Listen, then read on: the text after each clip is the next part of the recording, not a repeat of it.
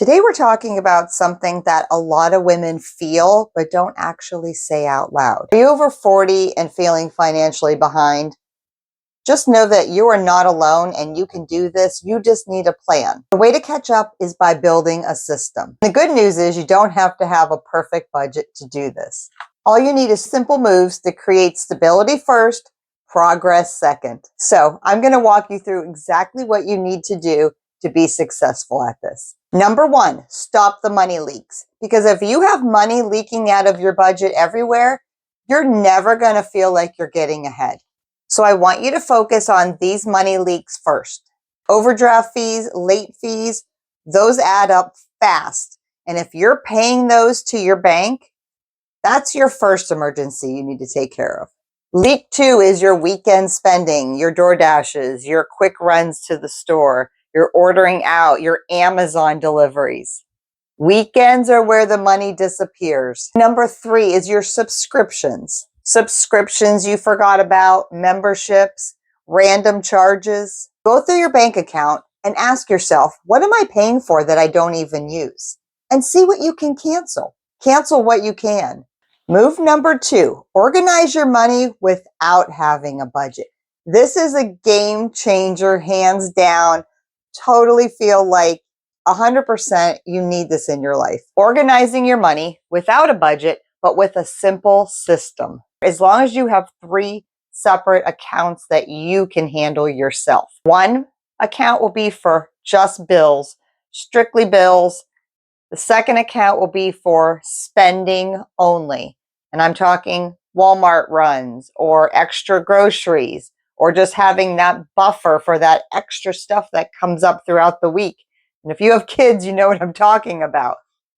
This is just spending, not your bills, but extra money that you're going to need throughout the month. The third account is your savings. And we're not going to complicate things even more. We're going to keep a savings account. It's going to be your emergency fund. It's going to be your sinking funds. And it's going to be your regular savings account.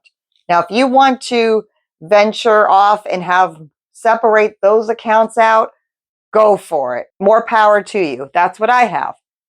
But for the time being, to simplify everything, we're going to go with three accounts. And I think that's just a great start if you feel like you're out of control or you're just learning. This is just the beginning stages. So three accounts, separate them out, watch my video. It will explain a lot more.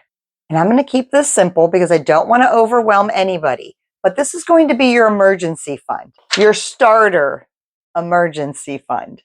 Now, we're not talking $10,000. We're talking $500.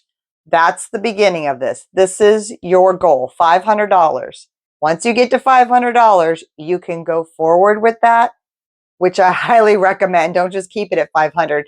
But 500 is your goal. That is your beginner goal. So with your first goal being $500, that will stop a small emergency from turning into debt. And that's what we want.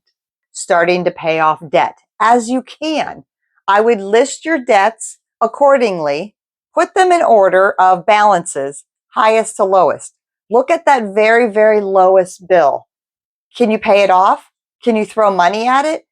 Let's start working on that. Whether it takes you a short amount of time or a long amount of time, that's the beginning step. If you start working on it and start throwing money at that smallest debt, oh my gosh, you're going to feel wonderful knowing that that's another step that you're accomplishing. All right. And another part is putting some money in a retirement plan. Now, if you have a company that matches anything, if you can, I highly recommend putting money in up to the match. If that's all you can do, that's wonderful. If you can do half of that, it's wonderful. But do something. Something is better than nothing. So if you have a 401k at work, definitely get started on this. And if you don't, start slowly. Make an appointment at a local place to talk to somebody about a retirement plan. Just see what's involved at least. You don't even have to sign up. You don't have to give them any money. But just sign up and just get the information going. And then come home and let it sink in. I mean, even if you start putting in $10 a week, again, that's something is more than nothing. When you're feeling behind, it is so easy to think and feel, well, what's the point? I'm never going to get anywhere. I should have started earlier. Or it's too far gone. It's just too far. There's no way I can catch up. No way. But that mindset will definitely keep you stuck. You don't need to catch up all at once, but you do need to move forward consistently. Small steps, repeat. Small steps, repeat.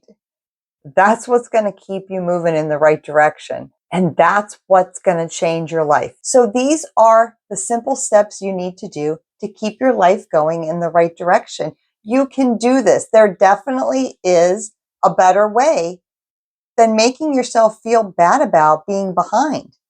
A lot of people are behind, but you're going to stay behind if you don't do anything about it. It's up to you. And I know you can do this. I have faith in you. Get up, get moving, make some calls, find out about separating out your accounts, talk to HR, find out about getting on the 401k plan, do steps, make a checklist, do things once a week, get it going. And you're going to see your life change right in front of you. Being behind doesn't mean things are broken. It just means that you're ready to get intentional about things. So pick one step from today, complete it within 24 hours, and make sure you share this video with a friend that might need it. Make sure you hit subscribe, and I'll see you all next week.